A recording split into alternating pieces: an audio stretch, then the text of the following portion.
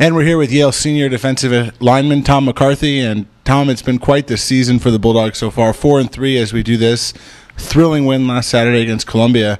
And so much of the talk has been about the defense. Talk about the way you guys play every single Saturday. Well, you know, we try to take it on a play-by-play basis. You know, for example, against Columbia, they hit some big plays on us, but you know, we just got to bounce back and take it from play-by-play basis and just focus on not what might have happened previously, but you know what's happening next and on the next play. This season, has it met your expectations so far? Yeah, you know, I wasn't really sure what to expect with the new coaching staff. Spring ball kind of got us acclimated to what to expect during the year, but the coaching staff has been great. You know, upbeat the whole year, and it's really rubbed off on the players. And from a team standpoint, you know, we've had our ups and downs, but right now we had a great win against Columbia. You know, everybody on the team is riding high, had a great time on Saturday, and we're just trying to ride that out and carry it out through the rest of the season.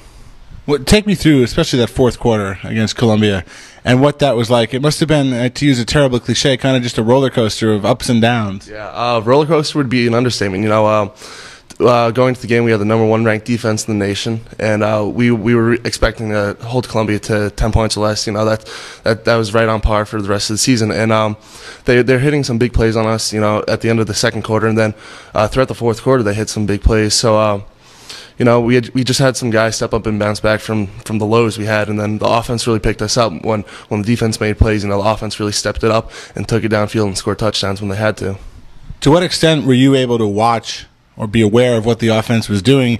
Because I'd imagine you'd have to be also preparing for the next time you're going to be on defense. Yeah, you know, sometimes I watch the offense. Sometimes I just try to focus on what the defense is doing.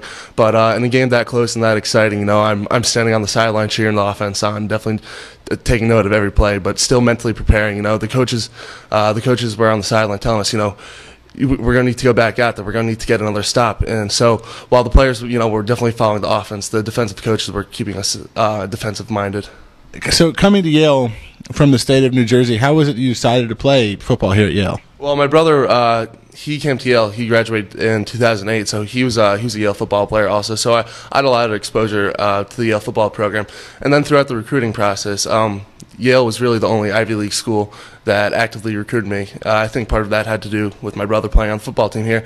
And when Yale gave me the verbal offer, it would have been foolish to reject it. So when they offered me a position, I gladly accepted it. Well, you mentioned your brother, but it's really quite the family experience because your father takes a lot of photos for the Yale football team. He's always on the sideline. He's probably taken some of the photos that people have seen in this interview going under our conversation. What does it mean to know that he has so closely followed it?